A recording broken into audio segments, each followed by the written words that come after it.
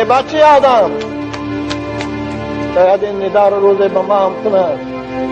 ای ایشانی نوردین، گوشهای شنوات کجا شد؟ برای چی کپ شدی چیزی رو نمیفهمی؟ چو گیری اطراف فرزندات نمیفهمی؟ چشم بینایی تو کجا شد؟ چو کور شدی؟ زبان گویان کجا شد؟ چو خاموشی؟ این صوتک، آوازی برا دستی از منبرها بلند گم میزدی، چو خاموشی دیگر آواز نمیبرد.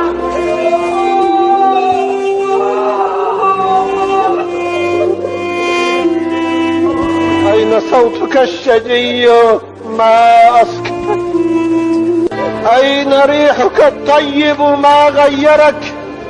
خوشبویی میزدی وقتی که به محفل ها می رفتی، از بدنی تو بوی خوش پاش بشد. این بوی خوشت کجا شد؟ چو بدنت بدبوی شد؟ این سوالا رو ملائکه میکرد. یا ابن آدم، ای بچه آدم، جمعت الدنیا ام الدنیا جمعت کرد؟ تو دنیا رو جمع کردی یا دنیا تو رو جمع کرده بود؟ ترکت دنیا بالدنیا ترکت کرد. تو دنیا رو پرتافت رفتی یا دنیا تو رو پرتافت؟ استعددت للمنیه او المنیه عاجلت کرد. آمادگی برای مرگ دیدی؟ به پیشوازی مرگ خود تیار کردی یا مرگ ناگهان آمده بود دست خالی میروی؟ جلکای زیبا، سلحای زیبا، کستان برکای $1000 و $10,000، اما کفن فراموش کردی. و یاد من نمیبیاد که روز اینها را از بدن ما میبرارد. روز لباس ما سیخبتسان تنوک است.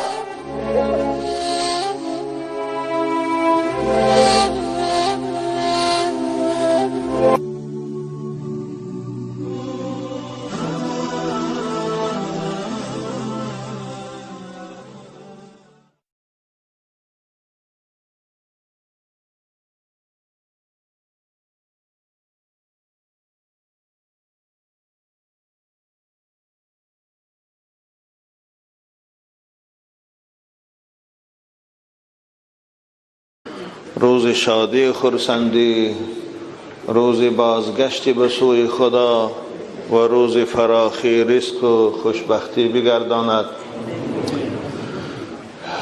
و هر مراد و مقصودی که داشته باشید خدای مهربان شما را به مقصودتان، به آرزویتان برساند.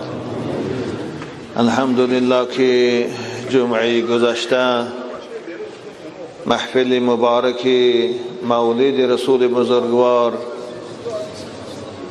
با خوبی با شرکت شما عاشقان محمد و خاندان محمد گذشت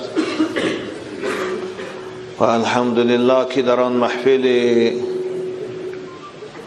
10,000 نفره هم زائدتر گوییم بود، کمبودی نشد، کسی شکایتی هم نکرد. الحمدلله به خوبی گذشت و تا سال آینده باز ما و شما را خداوند سلامت دارد که جشن مبارک مولود رسول اکرم یک جایه پیشواز گیریم. امروز هم ایشان مولا محمود جان کجا سفری ضروری داشتیان، رفتن و التماس کردن که امروز هم شما جمعه را با مردم بخوانید.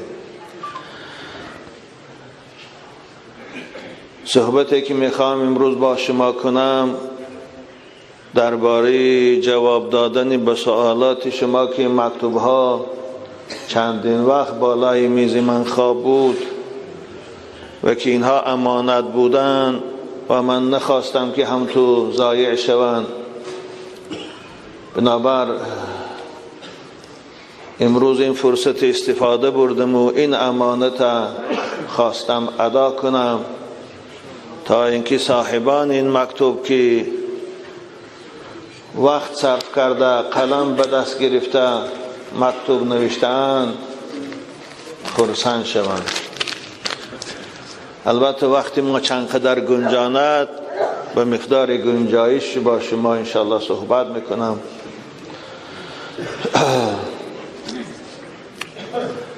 الحمد لله رب العالمين والصلاة والسلام على رسوله محمد وأهل بيته أجمعين. اللهم اغفر للمؤمنين والمؤمنات والمسلمين والمسلمات الأحياء منهم والأموات. اللهم يا ولي الإسلام والمسلمين ثبتنا على الإسلام حتى نلقاك. آمين يا رب العالمين. سلام بابایشان. سالی که مکتب را ختم می کردم یک جوان خوشرو عاشقم شد. چهرهش به ایمان و با توفیق می نمود. پس از گذشت زمان خود به او عاشق شدم و با وسوسه شیطان با تلفن با او حرف می زدم. پس از ختم مکتب مادرش به خواستگاری آمد. در این بین مادرم با یک جوان قاری قرآن گپ زنان کرد که خود هیچ راضی نبودم. ناموس و وجدانم قبول نکرد که با یکی حرف زنم و با دیگر ازدواج کنم. بعد یک چند ماه با دوست داشته خود توی شدم. از روز اول زندگی من خوب نبود. خویشاوندانشان که برای قواقی بودنم دوست نداشتنم. مادرش هم آنقدر دوستم نداشت. تربیه من از او خیلی فرق میکرد. بعد یک سال زندگی من فهمیدم که شوهرم نشأمند است.